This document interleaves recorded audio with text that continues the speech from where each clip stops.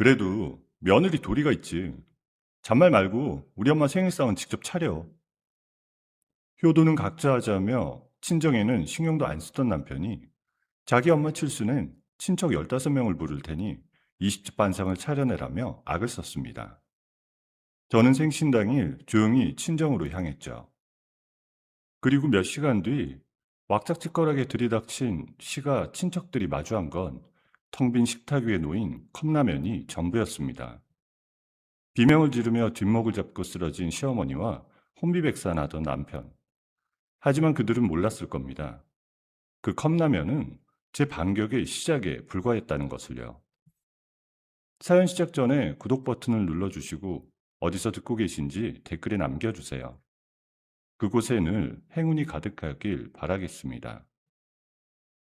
시어머니의 칠순잔치 당일 아침이었습니다. 저는 거실 식탁 한가운데 덩그러니 놓인 5만원권 2장과 컵라면을 내려다보았습니다. 손끝이 가늘게 떨렸지만 저는 이를 악물고 캐리어 지퍼를 끝까지 잠갔습니다. 결혼 5년 차, 저와 남편은 맞벌이 부부였어요. 연애 시절부터 1원 한 푼까지 철저하게 계산하던 회계사 남편 민주는 결혼 직후 선언하듯 말했습니다. 우리 각자 벌어서 각자 쓰자. 효도도 각자. 네 부모님은 네가, 우리 어머니는 내가. 깔끔하잖아. 저는 그 말이 합리적이라고 생각했어요.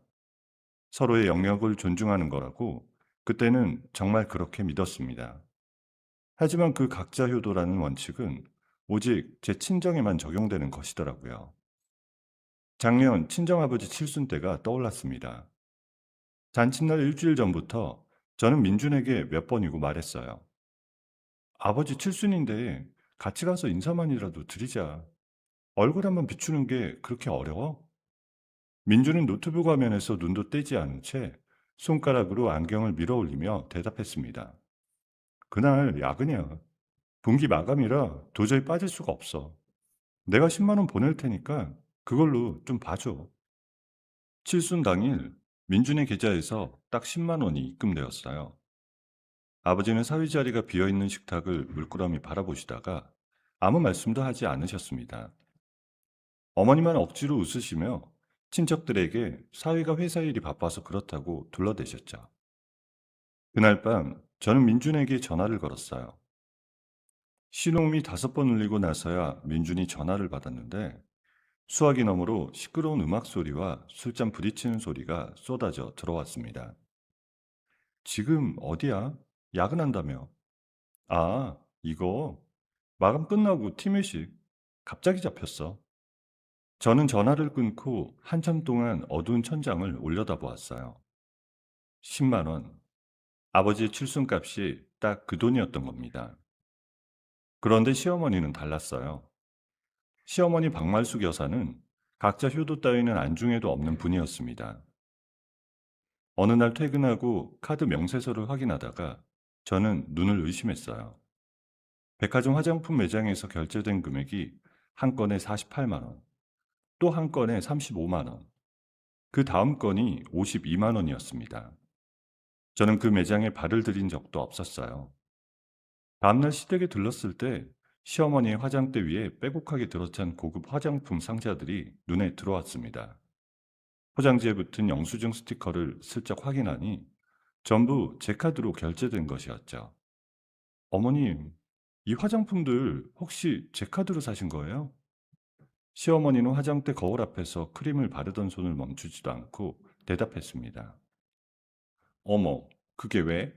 며느리 카드가 내 카드지? 가족인데 이런 것까지 따지고 들면 못 쓴다. 어머님, 그래도 제 명의 카드잖아요. 한 달에 100만 원이 넘게 나왔어요. 네가 벌어서 시어머니 화장품 하나 못 사줘? 다른 집 며느리들은 먼저 알아서 사다 드린다. 저는 민준에게 이 사실을 알렸어요. 민준은 소파에 비스듬히 기대 앉아 리모컨을 만지작거리며 말했습니다. 어머니가 너를 딸처럼 생각하니까 그런 거야. 좀 이해해. 딸처럼? 그럼 카드값은 누가 갚아? 각자 효도 원칙대로라면 당신이 내야 하는 거 아니야? 어머니한테 효도하는 건데 뭘 그렇게까지 해. 그냥 넘어가. 민준의 입에서 그 말이 나올 때마다 저는 속에서 무언가가 한 겹씩 무너져 내리는 기분이 들었습니다. 그리고 보름 전 시어머니 칠순이 다가오자 민준이 저녁 식사 중에 젓가락을 내려놓으며 말했습니다. 어머니 칠순에 친척들 불렀어. 15명 정도 와. 집에서 20첩 반상으로 생일상 차려. 저는 젓가락을 쥔 손이 멈췄어요. 15명한테 20첩 반상을? 그걸 나 혼자 다 하라고? 식비는 내가 줄 테니까. 효도는 각자 하자며. 당신 어머니 칠수는 당신이 알아서 해. 민준의 얼굴이 순식간에 굳어졌어요.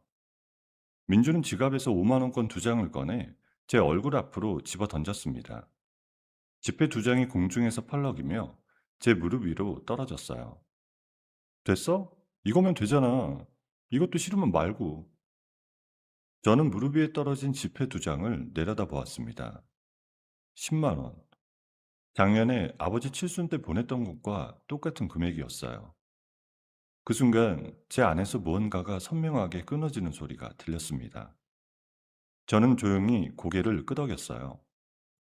민주는 제가 수긍한 줄 알고 소파로 돌아가 텔레비전을 켰습니다. 그날 밤부터 저는 옷장 깊숙한 곳에 숨겨둔 캐리어를 꺼내 조금씩 짐을 챙기기 시작했어요. 그리고 오늘 아침 민준이 늦잠을 자는 사이 저는 식탁 한가운데 5만 원권 2장을 가지런히 올려놓고 그 옆에 컵라면 하나를 세워두었습니다. 20접 반상 대신이요. 현관문을 나서며 뒤를 한 번도 돌아보지 않았어요. 차에 시동을 걸고 친정으로 향하는 길, 시계가 정오를 넘기자 스마트폰 화면에 민준의 이름이 전멸하기 시작했습니다. 부재중 전화가 3통, 5통, 10통으로 불어났지만 저는 전화기를 무음으로 돌려버리고 핸들을 꽉 움켜쥐었어요. 그 시각 시댁 거실에서는 친척들이 하나둘씩 현관문을 열고 들어서고 있었습니다. 잔치상이 차려져 있어야 할 식탁 위에는 컵라면 하나와 5만 원권 2장만 덩그러니 놓여 있었어요. 이게 뭐야? 이게 대체 뭐냐고? 시어머니는 식탁 위에 컵라면을 집어들었다가 바닥에 내동댕이를 쳤습니다.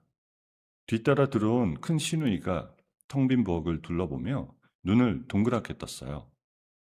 엄마, 며느리는? 음식은 어디 있어? 시어머니는 5만 원권 2장을 부들부들 떠는 손으로 집어 올렸습니다.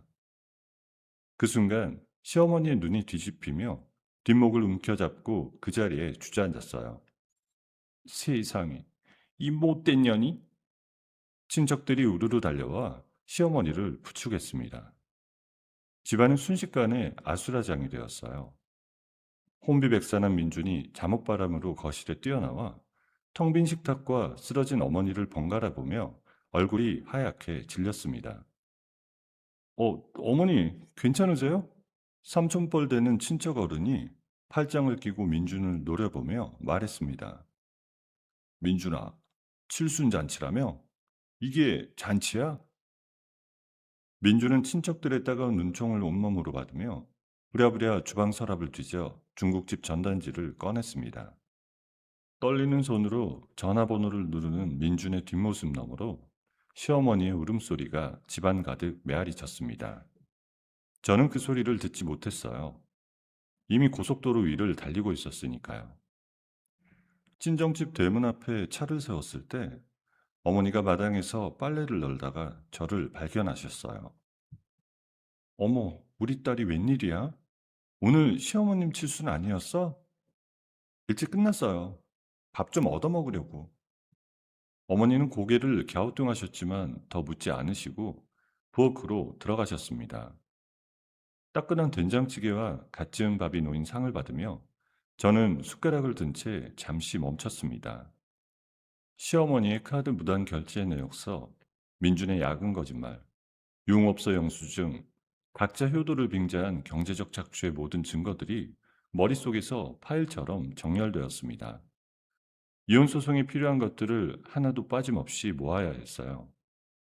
그날 저녁 대문 밖에서 다급한 발소리가 들려왔습니다. 당장 나와. 지금 당장. 민준이 대문을 쾅쾅 두드리며 고함을 질렀습니다. 어머니한테 가서 무릎 꿇고 사죄 안 하면 나 진짜 이혼이야. 알아들어? 저는 현관 신발장 위에 올려두었던 서류 봉투를 집어들고 대문을 열었습니다. 민준의 얼굴은 벌겋게 달아올라 있었고 셔츠 깃이 구겨진 채 땀에 젖어 있었습니다. 저는 봉투 안에서 시어머니의 고가 화장품 무단 결제 내역서를 꺼내 민준의 가슴팍에 밀어 넣었습니다. 이혼은 내가 먼저 청구할 거야. 법정에서 보자. 민준은 가슴팍에서 흘러내린 서류를 허둥지둥 받아들었습니다. 결제 날짜와 금액이 빼곡하게 나열된 내역서를 읽어 내려가는 민준의 눈동자가 흔들렸어요. 입술이 몇 번 달싹거렸지만 아무 말도 나오지 않았습니다. 저는 민준의 얼굴을 한번 똑바로 쳐다본 뒤 몸을 돌렸어요. 대문이 닫히는 소리가 저녁 공기 속에 묵직하게 울렸습니다. 다음날 아침 저는 친정집을 나서자마자 이혼 전문 변호사 사무실로 향했습니다. 사무실 문을 열고 들어서자 안경을 쓴 중년의 변호사가 자리에서 일어나 저를 맞았습니다. 앉으세요.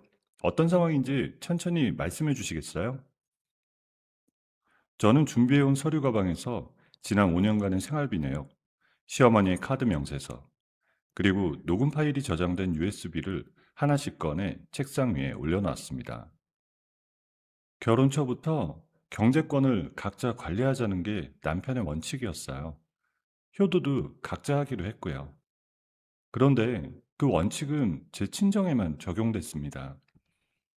변호사는 카드 명세서를 한 장씩 넘기며 눈을 가늘게 떴습니다. 시어머니가 본인 명의 카드를 무단으로 사용한 건 명백하고요. 이 녹취록은 어떤 내용인가요? 남편이 카드값 갚기를 거부하면서 했던 말들이에요. 어머니가 딸처럼 여겨서 그런 거라고 그냥 넘어가라고요. 변호사가 USB를 노트북에 꽂고 녹취 파일 몇 개를 재생했습니다. 스피커에서 흘러나오는 민준의 목소리는 사무실 안을 차갑게 채웠어요. 이 정도면 경제적 착취 정황이 상당합니다. 그런데 남편 쪽 재산 상황은 파악하고 계신가요? 각자 관리였으니까 남편이 얼마를 갖고 있는지 정확히는 몰라요. 변호사는 안경을 벗어 닦으며 의자 등받이에 몸을 기댔습니다. 회계사라면 돈 숨기는 건 전문가일 거예요. 재산을 은닉했을 가능성이 높아요. 승소하려면 남편의 지출 내역과 금융거래 내역을 추가로 확보해야 합니다. 통장 거래 내역, 카드 사용 기록, 가능하면 디지털 자료까지요. 저는 고개를 끄덕이며 변호사의 말을 하나하나 머릿속에 새겼습니다. 회사에 출근하니 스마트폰 알림창이 빼곡했어요. 민준이 보낸 문자가 수십 통, 시어머니가 남긴 음성 메시지가 13건이 있었습니다. 저는 사무실 의자에 앉아 문자 메시지를 하나씩 열어보았어요. 너 지금 뭐 하는 거야? 당장 전화 안 받으면 각오해. 어머니 병원 실려갔어. 네가 이렇게까지 할 거야? 마지막으로 기회 준다. 오늘 안에 안 오면 끝이야. 시어머니의 음성 메시지는 처음부터 끝까지 욕설이었어요.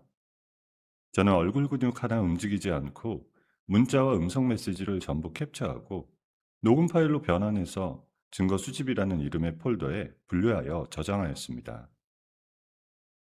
점심시간이 되었을 때 사무실 내선 전화가 울렸어요. 팀장님, 저기 로비에서 어르신 한 분이 오셔서 팀장님 이름을 대시면서 소란을 피우고 있어요. 가슴이 철렁 내려앉았지만 저는 수화기를 내려놓기 전에 보안팀 번호를 먼저 눌렀습니다. 보안팀이죠? 1층 로비에 외부인이 소란을 일으키고 있어요. 즉시 대응 좀 부탁드립니다. 엘리베이터를 타고 1층으로 내려가니 시어머니가 안내데스크 앞에서 목총을 높이고 있었습니다. 시어머니의 머리카락은 헝클어져 있었고 외투 단추가 엇갈리게 잠겨 있었습니다. 우리 며느리 어딨어? 칠순상이 컵라면 올린 년이 여기서 뻔뻔하게 일을 하고 앉아있다고. 로비에 있던 사람들이 일제히 고개를 돌렸어요. 동료 2명이 엘리베이터에서 내리다가 멈칫하며 저를 쳐다보았습니다. 세상에, 이런 며느리가 어딨어? 시어머니 칠순의 컵라면이라니. 이 집안을 망하게 하려고 작정을 했어. 보안요원 두 명이 빠르게 다가와 시어머니의 양쪽 팔을 잡았어요. 어르신, 여기서는 이러면 안 됩니다. 밖으로 나가주셔야 해요. 손 놔. 내 며느리한테 할 말이 있다고. 이 못된 년아, 눈앞에서 무릎 꿇어. 시어머니는 보안요원의 손을 뿌리치려 몸부림쳤지만 결국 정문 밖으로 이끌려 나갔습니다. 유리문 너머로 시어머니가 인도 위에 주저앉아 울부짖는 모습이 보였습니다. 저는 눈을 질끈 감았다가 떴어요.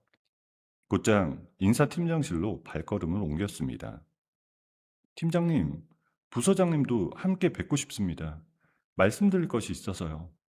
인사팀장과 부서장이 소회의실에 마주 앉자 저는 현재 이혼 소송을 진행 중이라는 사실과 오늘 로비에서 벌어진 소란의 경위를 객관적으로 설명했습니다.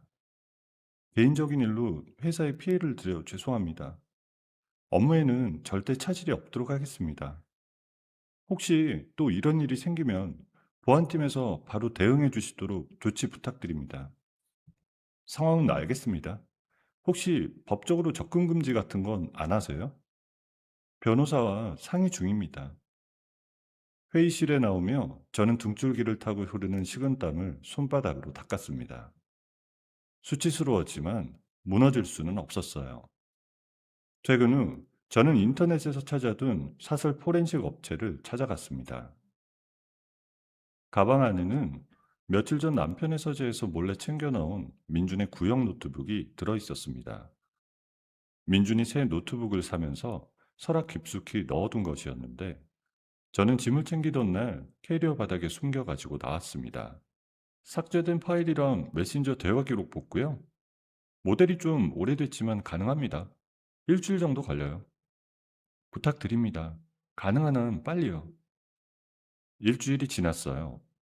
민주는 그 사이에도 집요하게 연락을 해왔지만 저는 단 한 통도 받지 않았습니다. 그러던 어느 날 저녁 퇴근하고 친정집에 돌아오니 어머니 얼굴이 하얗게 질려 있었어요. 얘야, 이게 뭐냐?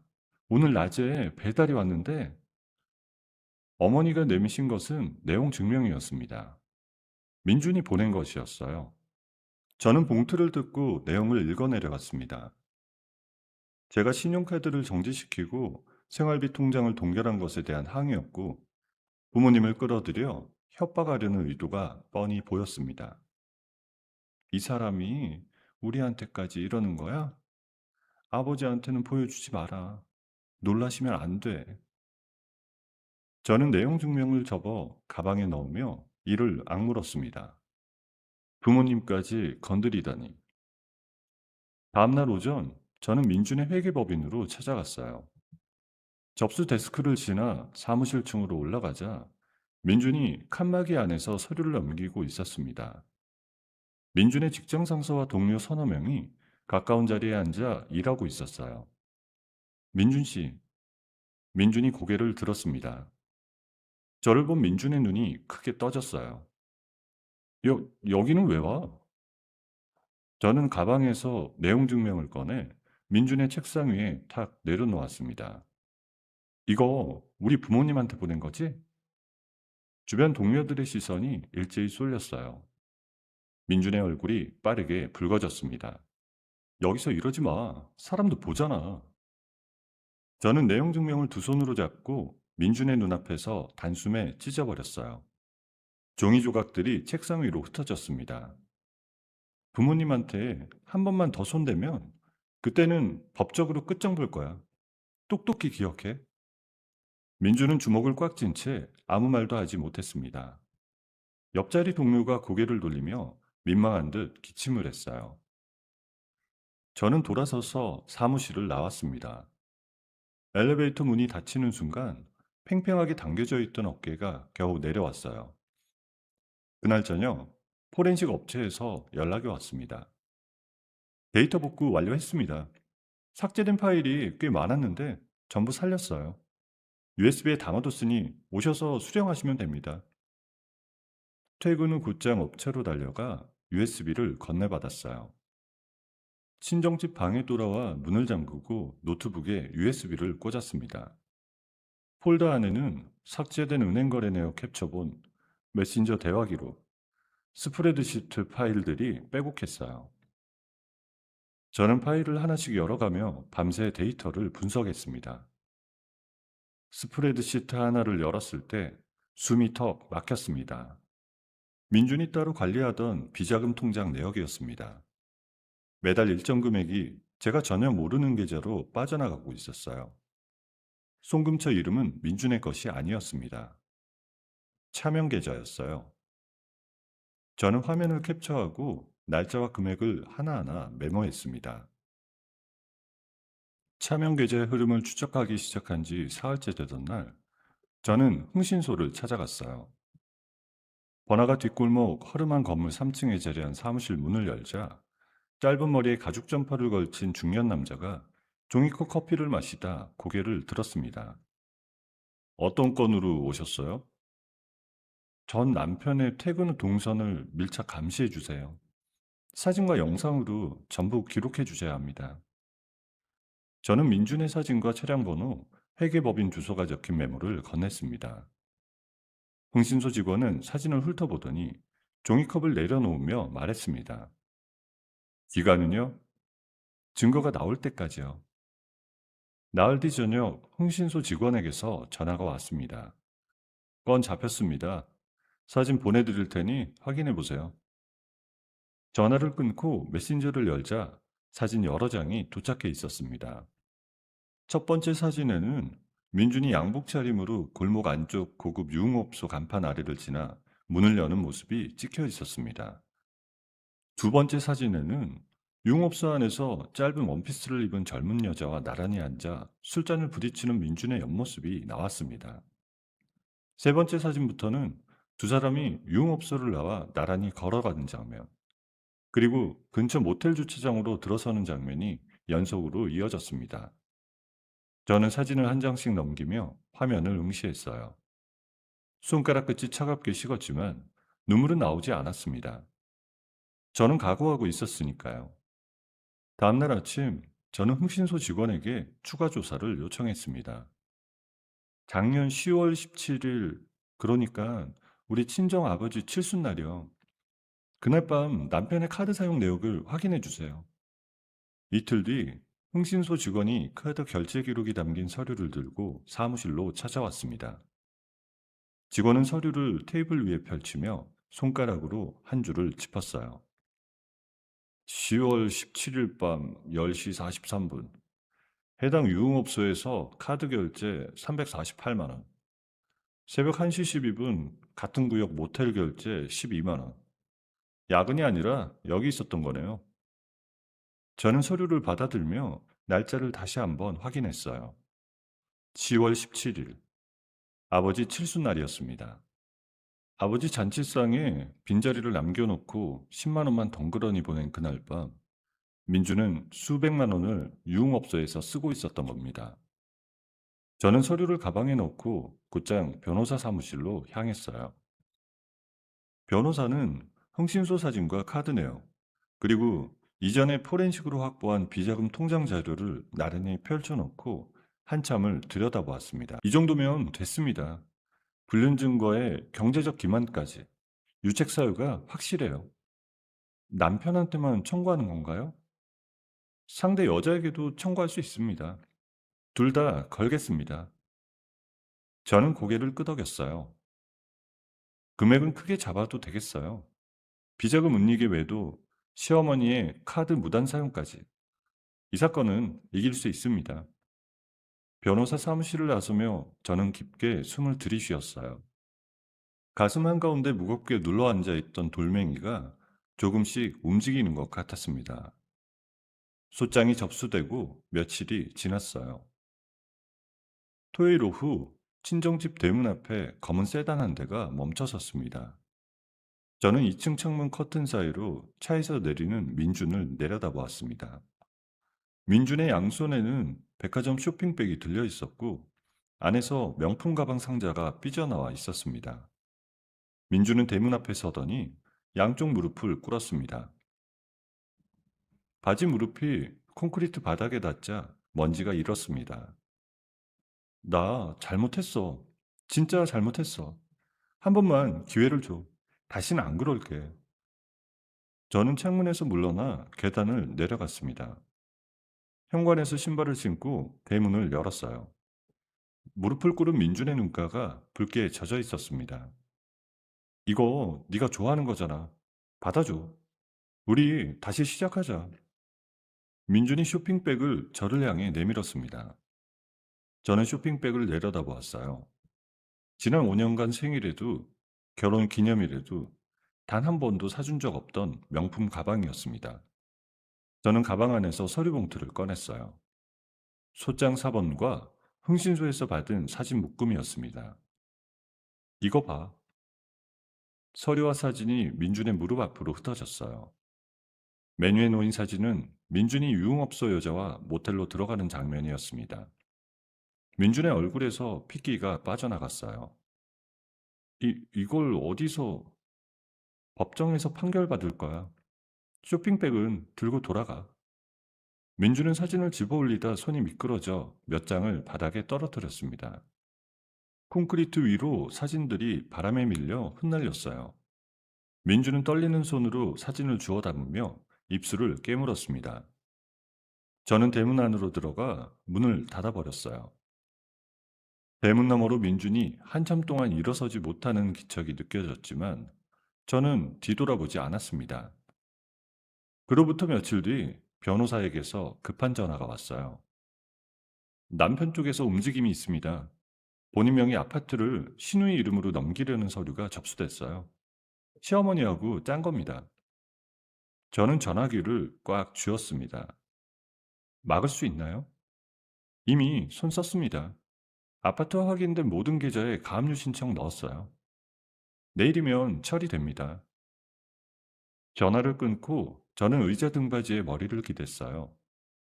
한 발만 늦었어도 민준이 재산을 전부 빼돌렸을 겁니다. 다음 날 변호사의 말대로 가압류가 집행되었어요. 민준의 아파트와 은행 계좌가 전부 묶였고 신우이 명의로 넘기려던 부동산 서류는 무효 처리되었습니다. 소문은 빠르게 퍼졌어요. 이혼 소송 건이 알려지면서 민준의 회계법인 내부에서도 술렁이기 시작했습니다. 민준이 관리하던 고객 자금의 흐름에 문제가 있다는 의혹이 제기되었고 회계법인은 즉각 내부 감사에 착수했습니다. 이 소식을 전해 들은 날 저녁 저는 회사 주차장에서 차 문을 열려는 순간 등 뒤에서 급브레이크 소리가 울렸습니다. 네가 이렇게까지 할 거야? 내 인생을 완전히 망쳐놓을 거냐고. 민준의 차가 제 차 앞을 가로막고 비스듬히 서 있었습니다. 운전석 문을 벌컥 열고 뛰어내린 민준은 얼굴이 벌겋게 달아올라 있었고 넥타이가 풀어 헤쳐져 있었습니다. 내 아파트, 내 통장 전부 묶어놨지? 회사에서도 감사 들어왔어. 네가 한 짓이야. 민준이 제 차 본닛을 주먹으로 내리쳤습니다. 쿵 하는 소리가 주차장에 울렸어요. 한 발짝만 더 가까이 오면 경찰 부를 거야. 불러. 마음대로 해. 어차피 다 끝장이야. 민준이 차 사이드 미러를 움켜잡고 흔들기 시작했습니다. 저는 이미 전화기를 꺼내 112를 누르고 있었어요. 여기 주차장인데요.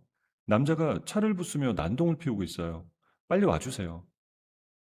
10분 뒤 경찰차 2대가 주차장으로 들어왔습니다. 경찰관들이 다가오자 민주는 뒤늦게 손을 내리며 뒷걸음질을 쳤습니다. 본인이 신고 당사자 맞습니까? 아닙니다. 이건 오해예요. 부부 사이에. 일단 함께 가셔야 합니다. 경찰관 2명이 민준의 양팔을 잡고 경찰차로 이끌었어요. 민준은 고개를 숙인 채 경찰차 뒷좌석에 실렸습니다. 경찰차 문이 닫히는 소리가 주차장 콘크리트 벽에 부딪혀 메아리 쳤어요. 저는 봄닛에 난 주먹 자국을 손끝으로 쓸어보았습니다. 움푹 들어간 자리가 손바닥 아래로 만져졌어요. 저는 그 자국을 사진으로 찍어 증거 폴더에 저장한 뒤 운전석에 올라탔습니다. 경찰서에서 조사를 마치고 나왔을 때는 밤 11시가 넘어 있었어요. 친정집으로 돌아가는 길, 차 안은 고요했습니다. 라디오도 켜지 않은 채 저는 어둠 속 도로 위의 하얀 차선만 바라보며 핸들을 잡았습니다.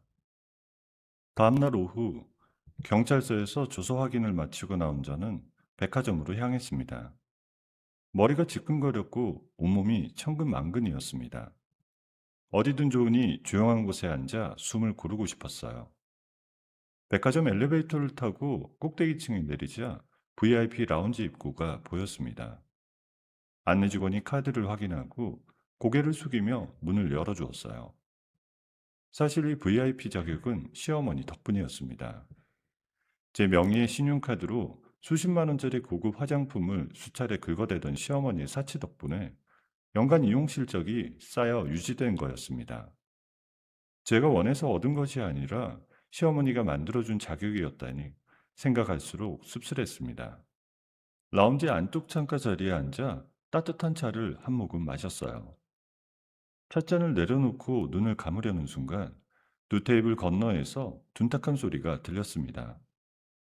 의자가 뒤로 밀리며 바닥에 부딪히는 소리, 그리고 뒤이어 무언가 무거운 것이 쓰러지는 소리가 났습니다. 저는 고개를 돌렸어요.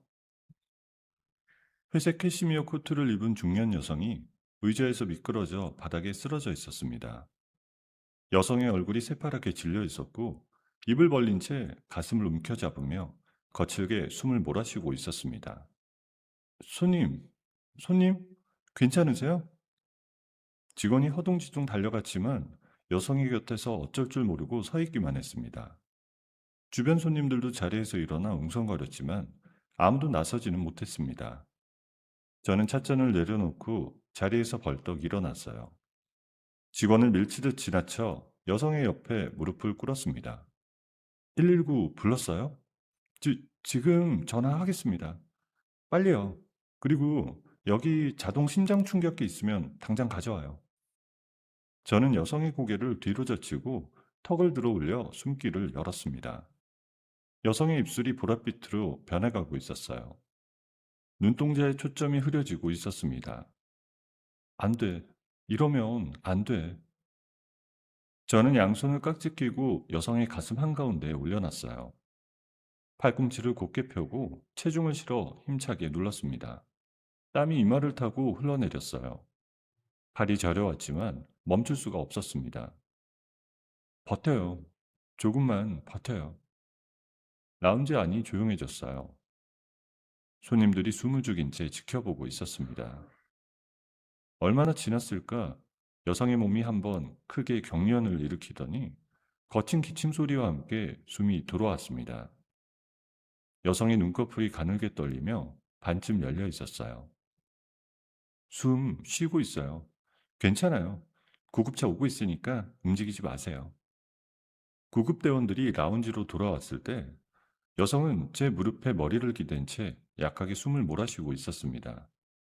구급대원들이 들것에 여성을 실어 올리자 여성이 제 손목을 가느다란 힘으로 붙잡았습니다. 고마워요. 저는 여성의 손을 가만히 감싸 잡았어요. 병원에서 잘 치료받으세요. 구급차가 떠나고 난 뒤 라운지 매니저가 저에게 다가왔습니다. 손님, 방금 쓰러지신 분이 누군지 아세요? 아니요, 처음 뵙는 분이에요. 강 회장님이세요. 국내 라이프스타일 브랜드 쪽에서는 모르는 사람이 없는 분이에요. 맨손으로 회사를 일으켜서 지금은 전국의 매장이 100개가 넘어요. 저는 고개를 끄덕이며 자리로 돌아갔습니다. 식어버린 차를 한 모금 마시며 떨리는 손을 내려다보았어요. 손바닥에 여성의 체온이 아직 남아있는 것 같았습니다. 며칠 뒤 모르는 번호로 전화가 걸려왔어요. 안녕하세요. 강 회장님 비서실입니다. 회장님께서 건강을 회복하셔서 은인이신 분을 꼭 뵙고 싶다고 하십니다. 내일 저녁 식사에 초대하고 싶다고 하시는데 시간이 괜찮으실까요? 저는 잠시 망설이다가 승낙했어요. 다음날 저녁 호텔 레스토랑에 도착하니 강 회장이 먼저 와 있었습니다. 라운지에서 쓰러져 있던 모습과는 완전히 달랐어요.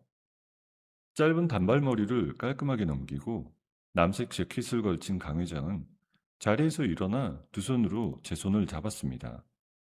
이렇게 직접 뵈니 더 감사하네요. 그날 당신이 아니었으면 저는 여기 없었을 거예요. 아닙니다. 누구라도 그랬을 거예요. 누구라도 못해요. 다들 서 있기만 하더라고요. 당신만 뛰어왔어요. 자리에 앉아 식사가 시작되자 강 회장이 와인잔을 내려놓으며 물었습니다. 혹시 지금 직장에서는 어떤 일을 하세요? 저는 포크를 내려놓고 잠시 생각했어요. 숨길 이유가 없었습니다. 사실 지금 이혼 소송 중이에요. 남편이 뒤에서 재산을 빼돌리려 하고 시어머니가 제 카드를 멋대로 쓰고 5년 동안 그런 상황이었어요. 강 회장의 표정이 미세하게 굳어졌어요. 직장에서는 브랜드 마케팅 기획을 맡고 있었어요. 직장에서는 브랜드 마케팅 기획을 맡고 있었어요. 지난번에 담당한 프로젝트에서 신규 브랜드 론칭 기획안을 만들었는데 시장 반응이 꽤 좋았거든요. 타깃 세분화부터 온라인 채널 전략까지 직접 설계했었습니다. 저는 가방에서 태블릿을 꺼내 예전에 만들었던 기획안 요약본을 보여드렸어요. 강 회장이 화면을 넘기며 한참을 들여다보았습니다. 이 사람 분석이 날카롭네. 소비자 동선을 이렇게 잡아내는 게 쉬운 게 아니에요. 식사가 끝나갈 무렵 강 회장이 냅킨으로 입가를 닦으며 저를 똑바로 바라보았습니다. 단도직입적으로 말할게요. 우리 회사에서 지금 신사업을 준비하고 있어요. 2030 세대를 겨냥한 프리미엄 리빙 브랜드인데 이걸 총괄할 팀장이 필요합니다. 당신이 와줬으면 좋겠어요. 저는 와인잔을 쥔 손이 멈췄어요. 저를요? 저는 회장님의 생명을 구했을 뿐이지 회장님 회사에 대해서는 아는 게 없는데요. 생명을 구한 것도 대단하지만 나는 당신의 위기 대처 능력을 보고 있어요.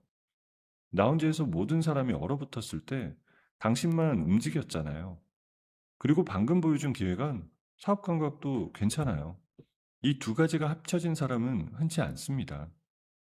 저는 한참 동안 와인잔 속 붉은 액체를 들여다보았습니다. 이혼 소송은 아직 진행 중이었고 경제적으로 홀로서야 하는 상황이었습니다. 이건 기회였어요. 감사합니다. 하겠습니다. 강 회장이 손을 내밀었고 저는 그 손을 잡았습니다. 강 회장의 악수는 단단했어요. 후회 안 할 거예요. 신사업부서 정권은 당신한테 맡기겠습니다. 내가 옆에서 도울게요. 레스토랑을 나서며 저는 호텔 로비 유리창에 비친 제 얼굴을 보았습니다.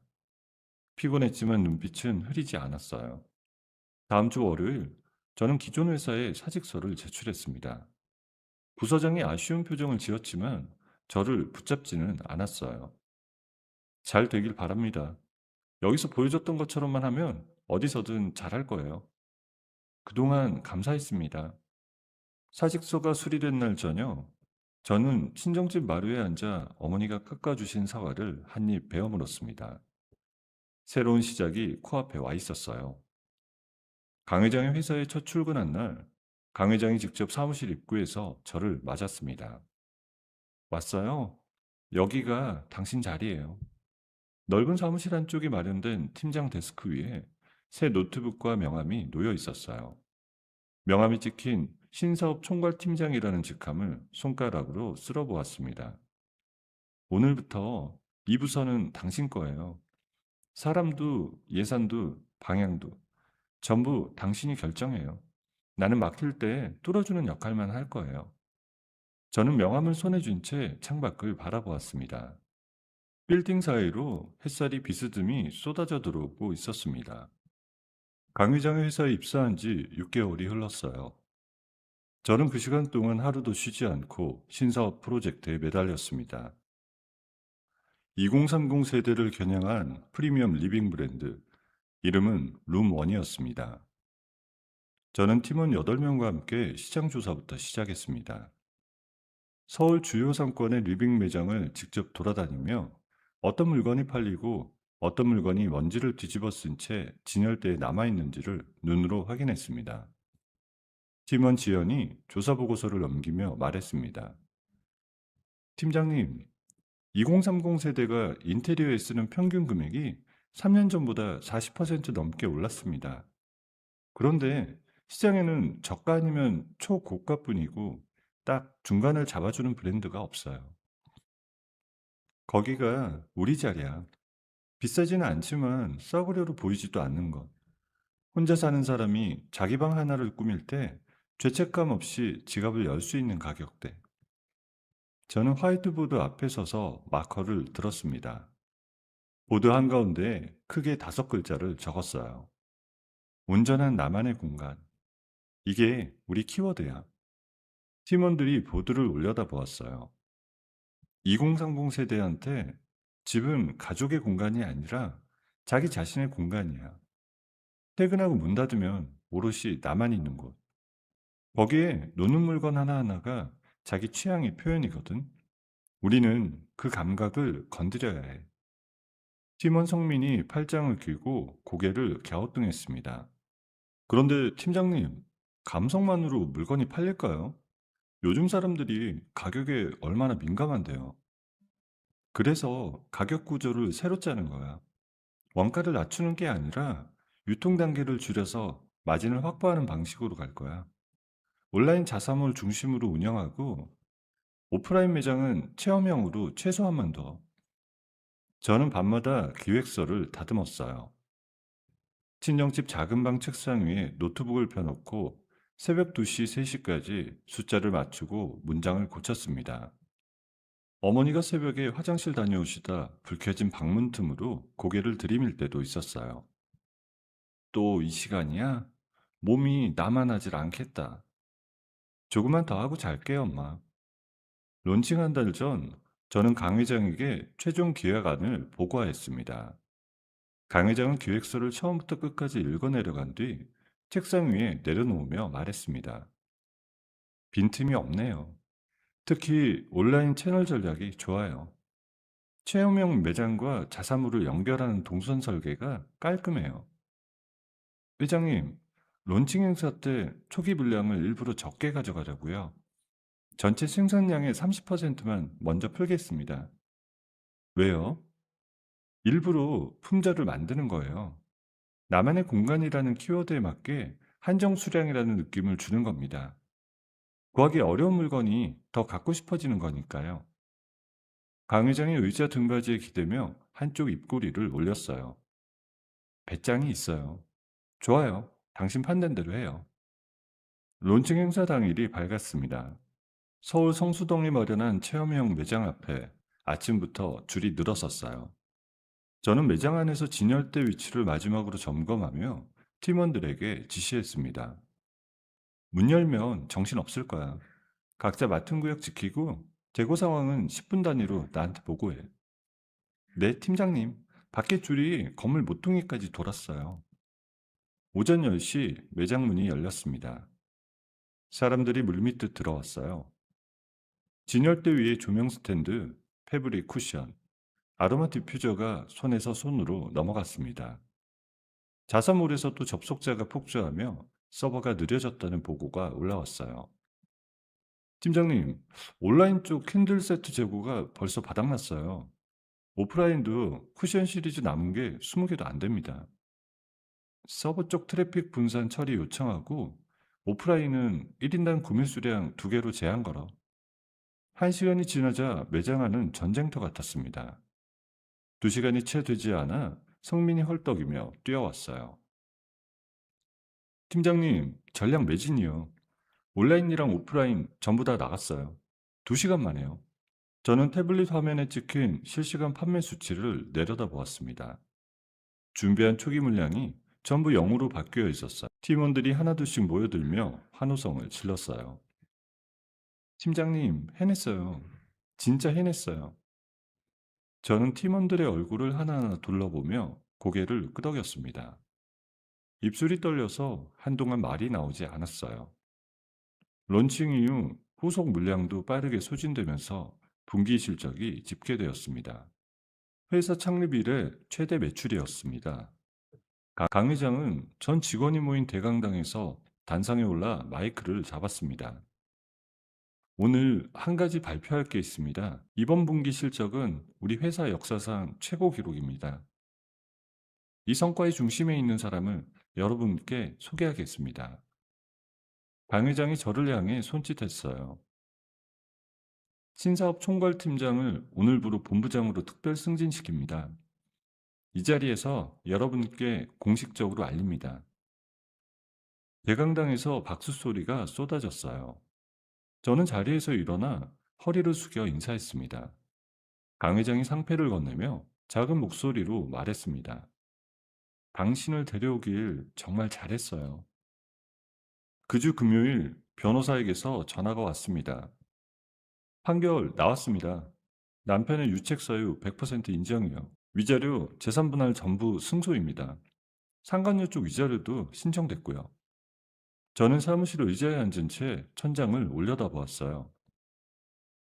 5년간 쌓였던 것들이 법원의 판결문 석장으로 마침내 정리된 거였어요. 감사합니다, 변호사님. 판결문을 직접 수령한 날, 저는 호텔 스위트룸을 빌렸습니다. 친정 부모님과 가까운 지인 몇 명을 초대해 식사 자리를 마련했습니다. 우리 딸이 고생이 많았다. 이제 다 끝난 거지? 네, 아버지, 다 끝났어요. 어머니가 냅킨으로 눈가를 찍으며 고개를 돌렸습니다. 저는 어머니의 손을 꽉 잡아주었어요. 승소 축하연이 끝난 다음 주, 저는 위자료와 재산분할금, 그리고 그동안 모아둔 돈을 합쳐 회사 근처에 깔끔한 전셋집을 구했습니다. 이삿짐 업체가 오기 전날, 저는 친정집 방에 남아있던 결혼 시절의 짐들을 전부 검은 비닐봉지에 담았습니다. 사진첩, 커플 머그컵, 시댁에서 받아온 명절 선물 상자까지 하나도 남기지 않고 폐기물 스티커를 붙여 내놓았어요. 새 전셋집으로 이사를 마친 날, 텅 빈 거실에 서서 창밖을 바라보았습니다. 도시의 불빛이 반짝였어요. 주말 백화점 VIP 행사에 참석하러 가는 길이었습니다. 1층 화장실 매장을 지나는데 익숙한 목소리가 들려왔어요. 아니, 한도가 왜 안 돼? 이 카드 지난달까지 찰됐잖아. 죄송합니다, 고객님. 한도 초과로 결제가 안 되고 있어서요. 그럴 리가 없어. 다시 해봐, 다시. 시어머니의 머리카락은 푸석했고 손에 쥔 카드를 직원에게 들이미는 손가락이 떨리고 있었어요. 외투 소매 끝이 닳아 실이 풀려 있었습니다. 저는 걸음을 멈추지 않았어요. 시어머니의 목소리가 점점 작아지는 것을 등 뒤로 들으며 에스컬레이터를 올라갔습니다. 며칠 뒤 업계 매거진에서 연락이 왔어요. 룸원, 룸원 론칭 성공 사례를 표지 기사로 다루고 싶다는 요청이었습니다. 인터뷰 촬영 날 저는 매거진 기자의 질문에 담담하게 대답했어요. 본부장님의 성공 비결이 뭐라고 생각하세요? 비결이라기보다는 내 공간을 되찾고 싶은 마음이었어요. 그 마음을 아는 사람이 많았던 것 같습니다. 매거진이 발행된 날 저녁, 저는 새 전셋집 거실 소파에 앉아 창밖 야경을 내려다보았습니다. 도시의 불빛들이 반짝이는 것을 바라보며 지난 5년간의 결혼 생활이 완전히 정리되었음을 확인했습니다. 찻잔을 내려놓고 소파에서 일어섰어요. 내일 출근하면 글로벌 진출 프로젝트 기획안을 작성해야 했습니다. 어느 날 아침 출근 준비를 하던 중에 전화가 울렸어요. 화면에 엄마라는 글자가 떠 있었습니다. 어머니가 아침부터 전화하시는 일은 드물었어요. 엄마, 무슨 일이야? 수화기 너머로 어머니의 숨소리가 가늘게 떨리고 있었습니다. 얘야, 아버지가 정기검진 받으셨는데 위에서 뭐가 나왔대. 암이래, 3기라고. 저는 구두끈을 매던 손이 그대로 멈췄어요. 무릎 위에 올려놓은 손가락 끝이 차갑게 식어갔습니다. 엄마, 지금 어디야? 어느 병원이야? 대학병원이야. 아버지 지금 검사 더 하고 계셔. 빨리 와줘. 전화를 끊고 차 키를 집어들었어요. 운전대를 잡은 손이 멈추지 않고 떨렸습니다. 신호등 앞에서 멈출 때마다 어머니의 목소리가 귓속에서 맴돌았어요. 병원 로비를 가로질러 내과 병동으로 뛰어갔습니다. 복도 끝 대기 의자에 어머니가 홀로 앉아 계셨어요. 손에 쥔 손수건이 눈물로 촉촉하게 젖어 있었습니다. 아버지는 안에서 정밀 검사 중이야. 의사 선생님이 면담하자고 하셨어. 얼마 뒤 진료실 문이 열리고 흰 가운을 입은 담당 의사가 나왔습니다. 의사는 저와 어머니를 진료실 안으로 안내했어요. 보호자분들 앉으세요. 검사 결과를 말씀드리겠습니다. 의사가 모니터에 검사 사진을 띄웠습니다. 위암 3기입니다. 종양이 상당히 진행되었지만 수술이 가능한 단계예요. 다만 빨리 해야 합니다. 선생님, 그러면 당장 수술하면 되는 거 아니에요? 수술비도 문제지만 수술 후에 최신 항암 치료를 병행해야 합니다. 이 치료가 건강보험 적용이 안 되는 비급여 항목이에요. 솔직히 말씀드리면 비용이 상당합니다. 저는 의자 팔걸이를 꽉 움켜잡았습니다. 혹시 아버지 명의로 가입된 암보험이 있나요? 어머니가 고개를 떨구었습니다. 아버지가 보험 같은 거 안 믿으셔서 하나도 안 들어놨어. 내가 들라고 몇 번을 말했는데 괜한 돈 낭비라고 하셨어. 저는 눈을 감았습니다. 보험이 단 한 개도 없다는 말이 머릿속에서 무겁게 울렸습니다. 수술비에 비급여 항암 치료비까지 전부 자비로 내야 한다는 뜻이었어요. 치료비 총액은 정확히 산정해 봐야 알겠지만 수술과 항암 치료를 합치면 상당히 큰 금액이 될 겁니다. 보호자분들과 상의하셔서 결정해 주세요. 진료실을 나온 저는 복도 끝 창가에 서서 이마를 유리에 기댔습니다. 전셋집 보증금과 생활비를 빼면 당장 쓸 수 있는 돈이 넉넉하지 않았습니다. 위자료와 재산분할금 대부분을 전셋집에 넣은 직후였거든요. 어머니가 뒤따라 오시며 제 등을 쓸어주셨어요. 엄마가 미안하다. 네가 이제 좀 편하게 살려고 하는데 또 이런 일이. 엄마, 그런 말 하지 마요. 아버지 수술이 먼저예요. 돈은 내가 마련할게요. 입원실로 들어가니 아버지가 침대에 누워 천장을 바라보고 계셨습니다. 명원복을 입은 아버지의 어깨가 전보다 많이 줄어들어 보였어요. 왔어? 회사는 안 가도 돼? 오늘은 아버지가 더 중요하죠. 별거 아닌 거 가지고 난리를 피우네. 깎아내면 되는 거 아니야?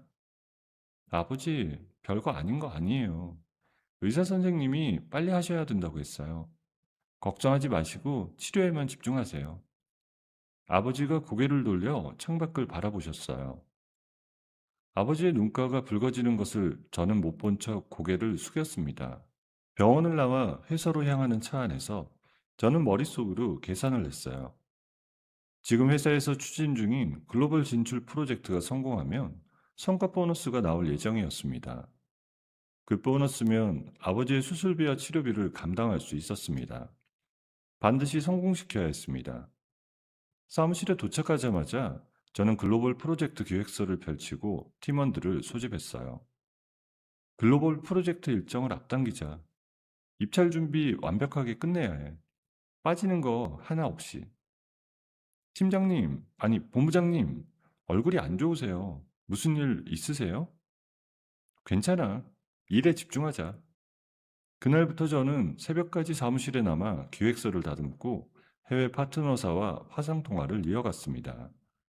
아버지의 병실 사진이 잠금 화면에 뜰 때마다 이를 악물었어요. 며칠 뒤 점심시간 팀원 성민이 복도에서 저를 불러 세웠습니다. 성민의 표정이 심상치 않았어요. 본부장님, 이거 좀 이상한 게 있어요. 뭔데? 성민이 주변을 살피며 목소리를 낮췄어요. 글로벌 프로젝트 관련해서 경쟁사 쪽에서 우리 내부 정보를 알고 있다는 소문이 돌고 있어요. 업계 모임에서 경쟁사 직원이 우리 입찰 전략을 너무 자세하게 알고 있더라고요. 저는 걸음을 멈추었습니다. 누가 그런 말을 했는데? 거래처 담당자한테 들었어요. 그런데 더 이상한 건 경쟁사 쪽에 최근에 외부 사람이 접근했다는 얘기가 있어요. 회계 쪽 출신이라고. 회계 쪽 출신. 그 말에 등줄기가 서늘해졌어요. 알겠어. 이거 나한테만 말하고 다른 사람한테는 절대 얘기하지 마. 사무실로 돌아와 문을 닫고 의자에 앉았습니다. 회계 쪽 출신이 경쟁사에 접근했다. 떠오르는 사람은 한 명뿐이었습니다. 회계법인에서 해고당한 민준. 저는 주먹을 꽉 쥐었어요. 민준이 복수심에 경쟁사를 먼저 찾아가 내 프로젝트의 기밀을 팔아넘기려 하고 있다는 뜻이었습니다. 그로부터 보름 뒤 글로벌 프로젝트 경쟁 입찰 당일이 되었습니다. 저는 팀원들과 함께 입찰 현장에 도착했어요. 발표 순서는 경쟁사가 먼저였습니다. 경쟁사 발표자가 스크린 앞에 서서 프레젠테이션을 시작했습니다. 저는 객석에 앉아 스크린을 올려다보다가 온몸이 굳어버렸어요. 화면에 뜬 사업 구조도 타깃 시장 분석 자료, 핵심 기술 사용서의 도표가 제가 직접 만든 문서와 글자 하나 틀리지 않고 똑같았습니다. 색상 배치, 그래프의 축 설정, 심지어 표안의 오타까지 그대로였어요. 본부장님, 저거 우리 자료 아니에요?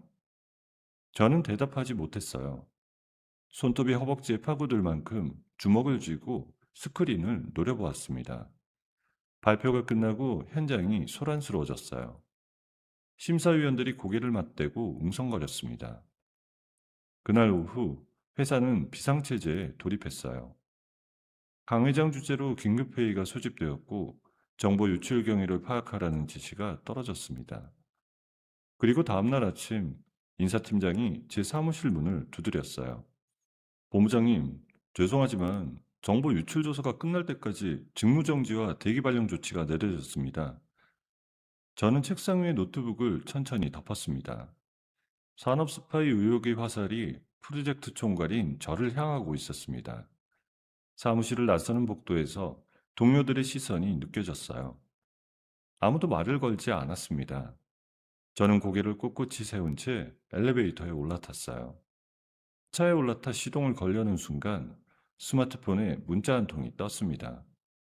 발신자는 민준이었어요. 네 인생 바닥이 어딘지 보여줄게. 이제 시작이야. 저는 문자를 읽고 화면을 캡처한 뒤 증거 폴더에 저장했습니다. 떨리는 손으로 핸들을 잡고 병원으로 향했어요. 입원실에 들어서자 아버지가 링거를 맞으며 텔레비전을 보고 계셨습니다. 이 시간에 웬일이야? 잠깐 시간 났어요. 아버지 얼굴 보러 왔어. 저는 침대 옆 의자에 앉아 아버지의 손을 잡았어요. 아버지의 손등에 핏줄이 도드라져 있었습니다. 의사가 병실로 들어와 저를 복도로 불렀습니다. 보호자분, 수술 일정을 정해야 하는데요. 종양이 빠르게 커지고 있어서 더 미루기 어렵습니다. 선생님, 조금만 더 시간을 주실 수 있나요? 비용 마련이 한 달이 한계입니다. 그 이상 넘기면 수술 자체가 어려워질 수 있어요. 복도에서 나와 비상구 계단에 주저앉았습니다. 콘크리트 벽에 등을 기대고 천장에 형광등을 올려다 보았어요. 직무정지로 보너스는 불투명해졌고 아버지의 수술은 한 달 안에 해야 했습니다. 스마트폰이 울렸습니다. 강 회장이었어요. 지금 어디예요? 나와 만나야 해요. 1시간 뒤 회사 근처 카페에서 강 회장과 마주 앉았어요. 강 회장은 커피잔을 내려놓으며 저를 똑바로 바라보았습니다. 직무정지는 절차상 어쩔 수 없었어요. 하지만 나는 당신이 유출한 거 아닌 거 알고 있어요. 나는 당신이 유출한 거 아닌 걸 알아요. 회장님, 저는 듣고 있어요. 전 남편이 경쟁사에 접근했다는 정보 나도 따로 확인하고 있어요. 당신은 포기하면 안 돼요. 내가 비공식적으로 조사를 지원할 테니 진원지를 찾아내요. 저는 고개를 숙였다가 천천히 들었습니다. 강 회장의 눈빛은 흔들림 없이 단단했어요. 알겠습니다. 반드시 밝혀내겠습니다. 카페를 나서며 저는 주머니 속 스마트폰을 꺼내 민준이 보낸 문자를 다시 한번 읽었습니다. 네 인생 바닥이 어딘지 보여줄게. 저는 화면을 끄고 걸음을 옮겼습니다. 강회장의 비공식 지원 아래 저는 바로 다음 날부터 움직이기 시작했어요. 직무정지 상태였지만 팀원들과의 연락은 끊기지 않았습니다. 퇴근 시간이 지난 저녁, 회사 근처 카페에서 지연과 성민을 만났습니다. 두 사람 모두 표정이 어두웠어요. 본부장님, 회사 안에서 본부장님이 경쟁사의 정보를 넘겼다는 소문이 돌고 있어요. 말도 안 되는 소리인데 아무도 나서서 반박을 안 합니다. 저도 조사받았어요. 본부장님이랑 자주 회의했으니까 공범 아니냐고. 기가 막혀서 말이 안 나왔어요. 저는 두 사람의 얼굴을 번갈아 보며 말했어요. 둘 다 들어. 나는 유출한 적 없어. 그리고 누가 했는지 단서가 있어. 나를 믿고 도와줄 수 있어? 지연이 먼저 고개를 끄덕였어요. 당연하죠. 본부장님이 그런 짓 할 사람이 아닌 거 저희가 제일 잘 알아요. 저도요. 뭘 하면 되는지 말씀해 주세요. 저는 가방에서 태블릿을 꺼내 화면을 켰습니다. 경쟁사 입찰 발표 때 스크린에 뜬 자료, 우리 기밀 문서랑 글자 하나까지 똑같았지? 그 파일에 접근할 수 있었던 사람이 몇 명이야? 프로젝트 팀 전원이 공유 폴더 접근 권한이 있었으니까 12명이요. 그 중에 최근 한두 달 사이에 행동이 달라진 사람이 없었어? 갑자기 지각이 잦아졌다든가, 야근을 안 하던 사람이 혼자 남아 있었다든가. 지영과 성민이 서로 눈을 마주쳤어요. 윤재가 좀 이상했어요. 한 달 전부터 점심을 혼자 먹기 시작했고, 퇴근 시간에 항상 전화를 받으며 나가더라고요. 전에는 안 그랬거든요. 맞아요. 그리고 지난주에 새 시계를 차고 왔는데, 윤재 월급으로는 좀 무리한 거였어요. 저한테 부모님이 사주셨다고 했는데, 어색하게 웃더라고요. 윤재는 입사한 지 1년 반 된 하급 직원이었습니다. 조용하고 성실했지만 눈에 띄는 편은 아니었어요. 윤재를 만나야 해. 내가 직접은 못 가니까 둘이 자연스럽게 자리를 만들어줘. 저녁밥이든 술자리든. 이틀 뒤 성민이 윤재를 데리고 고깃집으로 갔어요. 저는 고깃집 바로 옆 카페에서 대기하고 있었습니다. 1시간 반쯤 지나 성민에게서 문자가 왔어요. 윤재 얼굴이 하얘졌어요. 지금 나오세요. 저는 고깃집으로 들어갔어요. 구석 자리에 윤재가 소주잔을 앞에 놓고 고개를 숙이고 있었습니다. 성민과 지연이 양옆에 앉아 있었어요. 윤재의 눈이 충혈되어 있었고 입술이 바짝 말라 있었습니다. 저를 본 윤재가 의자에서 벌떡 일어났어요. 본부장님, 앉아 윤재. 윤재가 천천히 다시 의자에 앉았습니다. 다리를 떠는 것이 테이블 너머로 보였어요. 윤재, 나는 지금 직무정지 당했어. 내가 기밀을 유출했다는 의심을 받고 있어. 근데 나는 안 했거든. 윤재가 고개를 더 숙였습니다.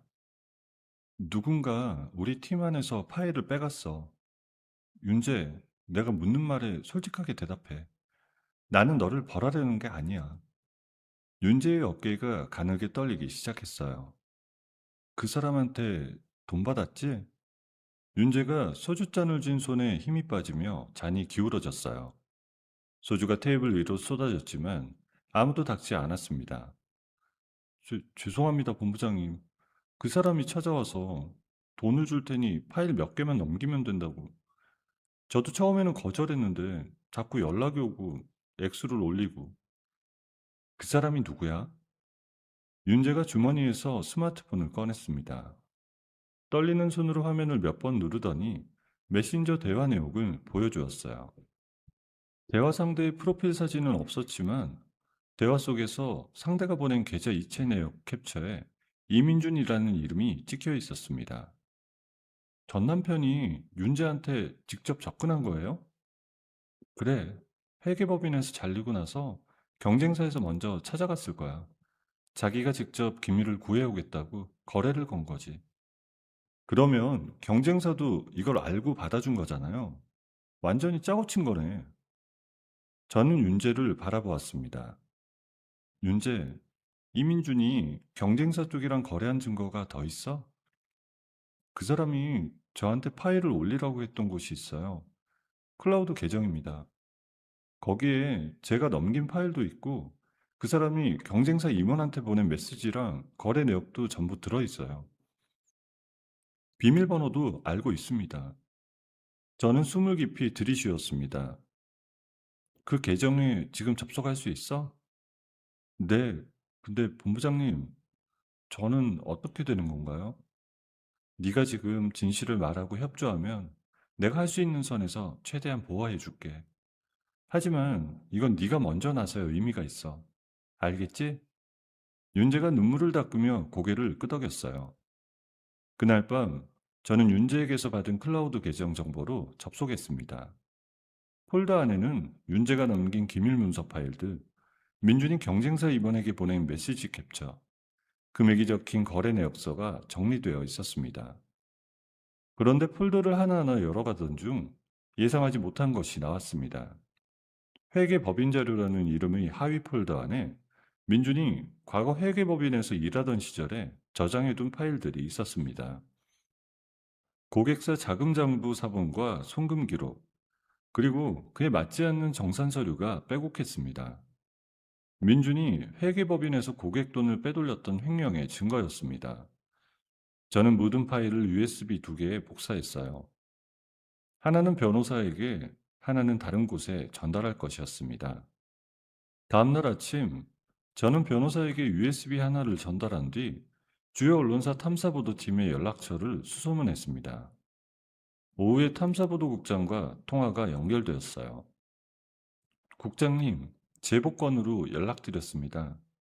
산업기밀 유출과 관련된 건인데 경쟁사와 전직 회계사의 불법 거래 증거가 있습니다. 여기에 과거 회계법인의 횡령 자료까지 포함되어 있어요. 자료는 확보되어 있는 겁니까? 클라우드 계정 접속 기록, 거래 내역, 메시지 전부 있습니다. 자료를 직접 확인하겠습니다. 내일 만납시다. 며칠 뒤 저녁 9시 뉴스 프라임 타임이었습니다. 저는 전셋집 거실 소파에 앉아 텔레비전을 켰습니다. 긴급 뉴스입니다. 국내 대형 라이프스타일 기업의 글로벌 프로젝트 기밀이 경쟁사로 유출된 사건의 정모가 드러났습니다. 유출을 주도한 것은 해당 기업의 전직 회계사인 이민준 씨로 경쟁사 임원과 금전 거래를 통해 핵심 기술 자료를 넘긴 것으로 확인되었습니다. 화면이 바뀌며 민준의 얼굴 사진이 떴습니다. 또한 이민준 씨는 이전 근무지였던 회계법인에서 고객 자금을 빼돌린 횡령 의혹도 함께 제기되어 검찰이 긴급 체포영장을 청구한 상태입니다. 경쟁사 본사에 대한 압수수색이 오늘 오후 진행되었습니다. 텔레비전 화면 속에서 경쟁사 사옥으로 수사관들이 들어가는 장면이 흘러나왔습니다. 저는 리모컨을 내려놓고 천장을 올려다보았습니다. 스마트폰이 울렸어요. 강 회장이었습니다. 뉴스 봤죠? 내일 아침 출근하세요. 직무정지 해제합니다. 감사합니다, 회장님. 고마워해야 할 사람은 나예요. 당신이 끝까지 포기하지 않았으니까 이렇게 된 거잖아요. 전화를 끊고 나서 한참 동안 소파에 앉아 있었습니다. 손등 위로 눈물 한 방울이 떨어졌어요. 저는 손등을 닫고 스마트폰을 다시 들었습니다. 병원 번호를 눌렀어요. 네, 보호자님. 아버지 수술 일정 잡아주세요. 비용은 내일 완납하겠습니다. 다음날 아침 회사에 출근하자 강 회장이 본부장실 앞에서 기다리고 있었습니다. 돌아온 걸 환영해요. 강 회장은 서류 봉투 하나를 건넸어요. 봉투 안에는 특별 성과급 지급 통보서가 들어 있었습니다. 회사를 위기에서 구한 공로예요. 이건 당연히 받아야 할 돈입니다. 저는 봉투를 두 손으로 받아들었어요. 금액을 확인한 순간 코끝이 시큰해졌습니다. 아버지의 수술비와 치료비를 충분히 감당할 수 있는 돈이었어요. 점심시간, 저는 병원으로 달려갔습니다. 수납창고에서 아버지의 특실 입원 수속과 수술비를 완납했어요. 영수증을 받아드는 손이 떨렸지만 이번에는 안도의 떨림이었습니다. 수술 당일 저는 어머니와 나란히 수술실 앞 복도에 앉아 있었어요. 어머니가 두 손을 모으고 눈을 감고 계셨습니다. 저는 어머니의 어깨를 감싸 안았어요. 3시간이 지나 수술실 문이 열렸습니다. 담당 의사가 마스크를 내리며 나왔어요. 수술 잘 끝났습니다. 종양을 깨끗하게 드러냈고요. 예후가 좋습니다. 경과를 지켜봐야 하지만 현재로서는 긍정적이에요. 세상에. 감사합니다, 선생님. 어머니가 의사에게 허리를 깊이 숙이셨습니다. 저는 복도벽에 등을 기대고 눈을 감았어요. 온몸에서 힘이 빠져나가는 것을 느꼈습니다. 회복실에서 마취가 풀린 아버지가 눈을 떴을 때 저는 침대 옆에 앉아 있었어요. 나 살아있는 거 맞지? 네, 아버지. 수술 잘 됐대요. 아버지가 마른 입술을 달싹이며 제 손을 더듬어 잡았습니다. 돈은 괜찮은 거야? 걱정 마세요. 다 해결했어요. 아버지가 고개를 돌려 천장을 바라보셨어요. 아버지의 볼을 타고 눈물 한 줄기가 흘러내렸습니다. 그날 저녁 전셋집으로 돌아오는 차 안에서 스마트폰에 알림이 떴습니다. 경쟁사가 입찰 자격을 상실했고 우리 회사가 글로벌 프로젝트의 최종 사업자로 선정되었다는 사내 공지였습니다. 차를 세우고 알림을 다시 한번 읽었어요. 핸들 위로 이마를 대고 한참 동안 움직이지 않았습니다. 밤늦게 스마트폰이 한 번 더 울렸어요. 교도소 면회 신청 알림이었습니다. 민준이 면회를 요청했다는 내용이었어요. 저는 화면을 내려다보다가 거절 버튼을 눌렀습니다. 스마트폰을 테이블 위에 내려놓고 불을 껐어요. 전 남편 민주는 산업기밀 유출과 횡령 혐의로 재판에 넘겨졌어요. 재판은 2달에 걸쳐 진행되었고 법원은 민준에게 징역 7년의 실형을 선고했습니다. 판결 소식을 전해 들은 날 저는 사무실 창밖을 바라보며 아무런 감정도 느끼지 못했어요. 통쾌하지도 슬프지도 않았습니다. 그냥 끝났다는 사실만 머릿속에 남았어요. 며칠 뒤 지연이 점심 식사 중에 조심스럽게 말을 꺼냈습니다. 본부장님, 시어머니 소식 들으셨어요? 아니, 무슨 일인데? 아들 변호사 비용 대느라 사채까지 끌어쓰셨나 봐요. 결국 살던 집이 경매로 넘어갔대요. 지금은 변두리 단칸방으로 옮기셨다고. 저는 국물을 한 모금 마시고 젓가락을 다시 들었어요. 그래? 그 이상 말하지 않았습니다. 시어머니의 삶은 이제 제가 들여다볼 영역이 아니었어요. 아버지의 퇴원 날이 다가왔습니다. 한 달간의 입원 기간 동안 항암 치료 결과가 좋았고 의사는 퇴원 후 정기검진만 받으면 된다고 말했습니다. 퇴원 당일 아침 저는 병원 주차장에 차를 대고 입원실로 올라갔어요. 아버지가 침대 가장자리에 걸터 앉아 운동화 끈을 메고 계셨습니다. 어머니가 옆에서 짐가방 지퍼를 잠그고 계셨습니다. 드디어 나간다. 병원 밥이 질려서 죽는 줄 알았어. 밥 타령은 살아서 나가는 게 어딘데. 아버지, 퇴원 선물 있어요. 뭔데? 제주도 비행기표예요. 아버지 칠순 때 제대로 못 해드렸잖아요. 일주일 동안 제주도에서 푹 쉬다 오는 거예요. 셋이서요. 아버지가 봉투를 받아들고 안에 든 비행기표 3장을 꺼내보셨습니다. 아버지의 손이 미세하게 떨렸어요. 이런 건 안 해도 되는데 우리 딸이 하겠다는 걸 뭘. 고맙다 얘야. 아버지, 제주도 흑돼지 맛있는데 제가 다 알아뒀어요. 매일 고기 드실 수 있어요. 그래? 고기는 좋지. 제주도에서의 일주일은 조용하고 따뜻했습니다. 해안도로를 따라 드라이브하고 올레길을 천천히 걸었습니다. 아버지는 바닷바람을 맞으며 오랜만에 얼굴에 핏기가 돌았어요.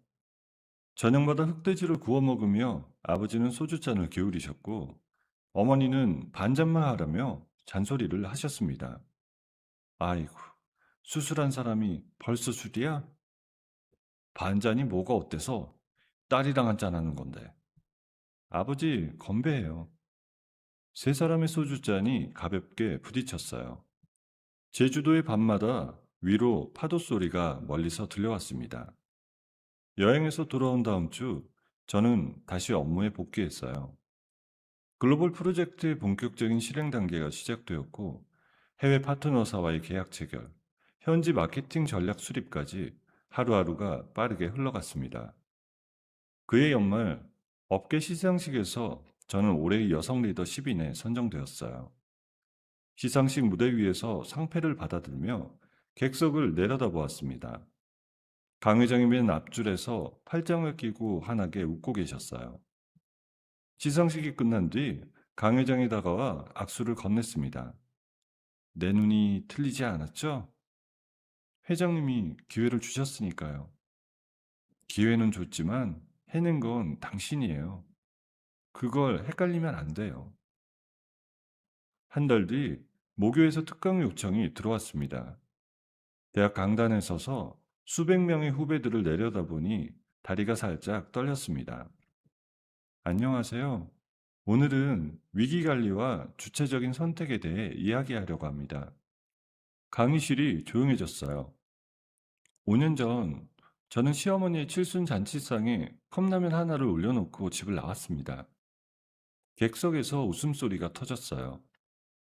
웃기죠? 그런데 그날 저는 처음으로 제 인생을 제가 선택했어요. 누군가의 아내나 며느리가 아니라 저 자신으로서 내린 첫 번째 결정이었습니다. 돌이켜보면 그 컵라면 하나가 지금의 저를 만든 거예요. 강의를 마치고 강단에서 내려오자 학생 몇 명이 다가와 질문을 쏟아냈어요. 저는 한 명 한 명의 눈을 보며 대답했습니다. 대학 정문을 나서며 스마트폰을 확인하니 지연에게서 메시지가 와 있었습니다. 본부장님, 플래그십 스토어 오픈 준비 완료됐어요. 오늘 저녁 7시 맞죠? 곧 갈게. 저녁 7시 룸원 플래그십 스토어 오픈 파티가 시작되었어요. 성수동 매장은 1년 전 론칭 행사 때와는 비교도 할 수 없을 만큼 넓고 세련되게 변해 있었습니다. 조명 아래 진열된 리빙 제품들이 은은하게 빛났어요. 어머니와 아버지가 입구에서 두리번거리시며 들어오셨습니다. 어머, 여기가 우리 딸이 만든 가게야? 이렇게 예쁜 데가 다 있어? 우리 딸 대단하다. 아버지, 구경하세요. 마음에 드는 거 있으면 다 가져가셔도 돼요. 에이, 이런 비싼 거를. 강 회장이 와인잔을 들고 다가왔어요. 부모님이시군요. 따님 덕분에 우리 회사가 여기까지 왔습니다. 정말 잘 키우셨어요. 아이고, 이 녀석이 알아서 큰 거지. 제가 뭘 했겠어요? 지영과 성민이 음료를 나르며 손님들을 안내했어요. 거래처 대표, 매거진 기자, 업계 관계자들이 매장을 둘러보며 대화를 나누었습니다. 저는 행사장을 돌아다니며 한 사람 한 사람과 인사를 나눴어요. 악수를 하고 고개를 숙이고 눈을 맞추었습니다. 이 자리에 모인 사람들은 전부 지난 1년간 저를 믿어주고 밀어주고 함께 뛰어준 사람이었습니다. 행사가 무르익을 무렵 저는 잠시 자리를 비우고 매장 안쪽 테라스로 나갔습니다. 찬바람이 볼을 스쳤지만 기분이 나쁘지 않았어요. 테라스 난간에 기대어 도심의 야경을 내려다보았습니다. 빌딩 사이로 수천 개의 불빛이 반짝이고 있었어요. 뒤에서 유리문이 열리는 소리가 났습니다. 본부장님, 여기 계셨어요? 사람들이 찾고 있어요. 금방 들어갈게. 지연이 고개를 끄덕이고 안으로 들어갔어요. 저는 난간 위에 올려놓은 두 손을 내려다보았습니다. 5년 전 식탁 위에 컵라면을 세워놓고 캐리어 지퍼를 잠그던 그 손이었어요. 그 손으로 증거를 모았고 소장을 던졌고 쓰러진 사람의 가슴을 눌렀고 기획서를 썼고 아버지의 수술비를 냈고 오늘 이 매장의 문을 열었습니다. 저는 난간에서 손을 떼고 몸을 돌렸어요. 유리문 너머로 환하게 불이 켜진 매장 안에서 사람들의 웃음소리가 새어나오고 있었습니다. 누구의 아내도 누구의 며느리도 아닌 사람으로서 다음 사업 계획을 구상하며 테라스를 나섰습니다. 시어머니 칠순 잔치상 위에 올려둔 컵라면 한 개. 그것은 단순한 복수가 아니었습니다. 5년 동안 참고 삼키고 눌러왔던 한 사람의 첫 번째 선택이었어요. 각자 효도라는 이름 아래 혼자서만 짊어졌던 무게를 내려놓는 순간 비로소 자기 자신의 삶이 시작된 거였죠. 세상에는 참는 것이 미덕이라는 말이 있습니다. 하지만 참는 것과 무너지는 것은 다릅니다. 주인공은 무너지기 직전에 스스로 문을 열고 나왔어요. 그리고 그 문 밖에서 자기 힘으로 한 걸음씩 걸어갔습니다. 증거를 모으고 법정에 서고 낯선 회사에서 처음부터 다시 시작하고 아버지의 병원비를 마련하기 위해 이를 악물었던 하루하루가 모여 오늘의 자리를 만들었습니다. 누군가의 아내이기 전에, 누군가의 며느리이기 전에 먼저 나 자신이어야 한다는 것. 오늘 이야기가 전하고 싶었던 말은 바로 그것이었습니다. 여러분, 오늘의 이야기를 어디서 듣고 계신가요? 구독 버튼을 눌러주시고 댓글에 남겨주시면 감사한 마음으로 인사드리겠습니다. 감사합니다.